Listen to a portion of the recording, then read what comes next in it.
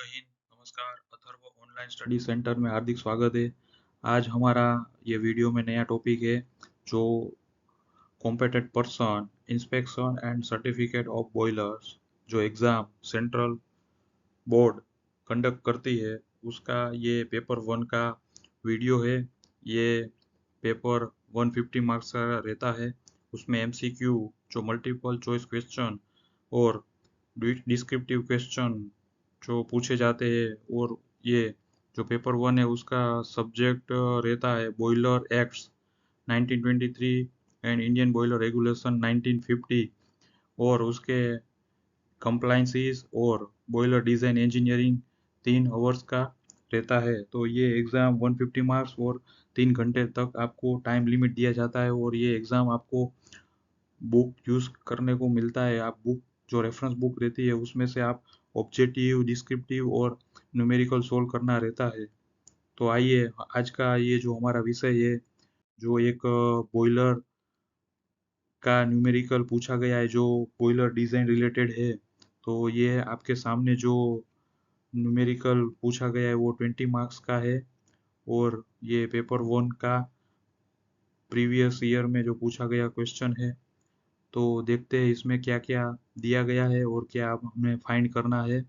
तो सबसे पहले जो natural gas boiler fin tube integral economiser with following specification, यानी कि इकोनोमाइजर रिलेटेड ये सब डेटा दिया गया है। तो सबसे पहले उसका मैक्सिमम वर्किंग प्रेशर यहाँ पे दिया गया है 131.5 kg पर centimetre square gauge. Maximum feed water outlet temperature दिया गया है 295 degree centigrade. Economiser coil outside tube diameter दिया गया है, यानी कि जो इकोनोमाइजर ट्यूब की ओडी दी गई है, और mean radius of bend to the centre line of the tube, यानी कि ये R इक्वल टू 57 mm दिया गया है। जो रेडियस ऑफ द बेंड दिया गया है, जो आप इकोनोमाइजर कोयल रहता है उसमें नंबर ऑफ ट्यूब रहती है और उसमें बैंक रहती है, ट्यूब बैंक 1 2 3 ऐसे आपके बॉयलर में डिज़ाइन दिया रहता है। और यहाँ पे जो ट्यूब मटेरियल है उसका ग्रेड SA210 ग्रेड A1, और यहाँ पे अलग अलग टेम्परेचर पे उसका जो ट्यूब का एलावेबल स्ट्रेस दिया गया है वो kg पर सेंटीमीटर स्क्वायर दिया गया है, और ये उसका वैल्यू है। तो अभी हमें सबसे पहले क्या फाइंड करना है, जो minimum thickness of economiser coil. Second हमें फाइंड करना है allowable thickening of the bends. तो आइए, आज का वीडियो बहुत इंटरेस्टिंग है।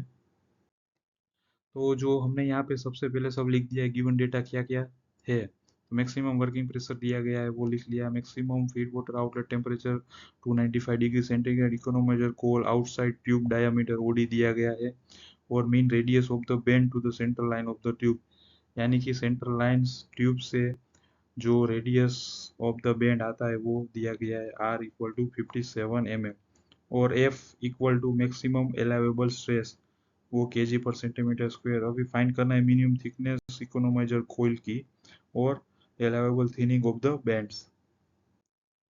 तो ये जो हम एग्जाम में जो ओपन बुक है उस ओपन बुक में से आपको रेफरेंस फॉर्मूला लिया गया है, और ये जो फॉर्मूला है उसका ये WP यानी मैक्सिमम वर्किंग प्रेशर kg पर centimetre square gauge equal to 2 into F यानी maximum allowable working stress, bracket T minus C, capital T यानी minimum thickness of the coil, और C इक्वल टू कॉन्स्टेंट जो आपको यहाँ पे zero लेना है।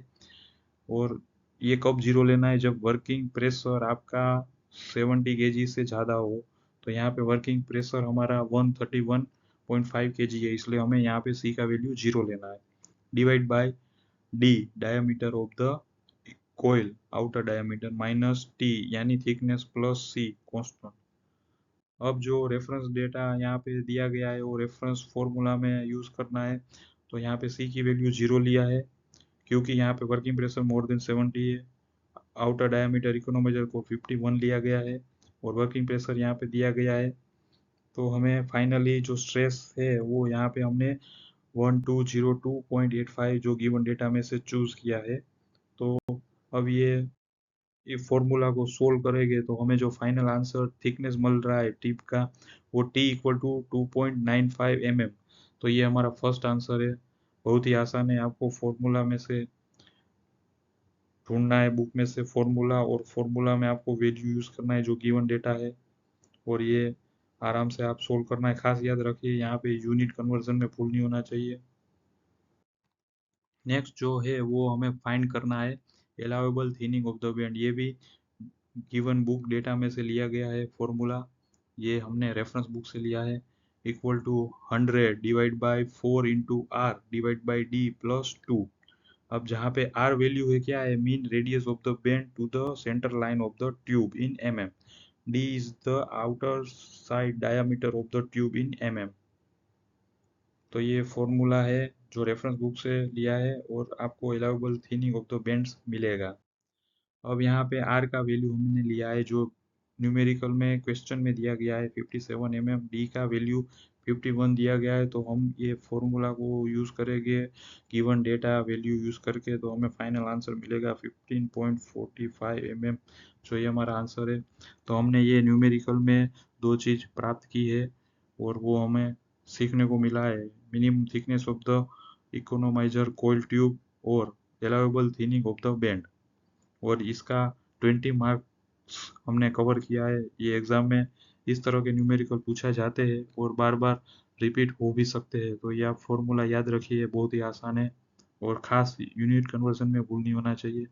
Thank you for watching our video. Indian boiler regulation 1950 boiler design engineering paper है जो सेंट्रल एग्जाम में पूछे गए हैं। थैंक यू फॉर वॉचिंग।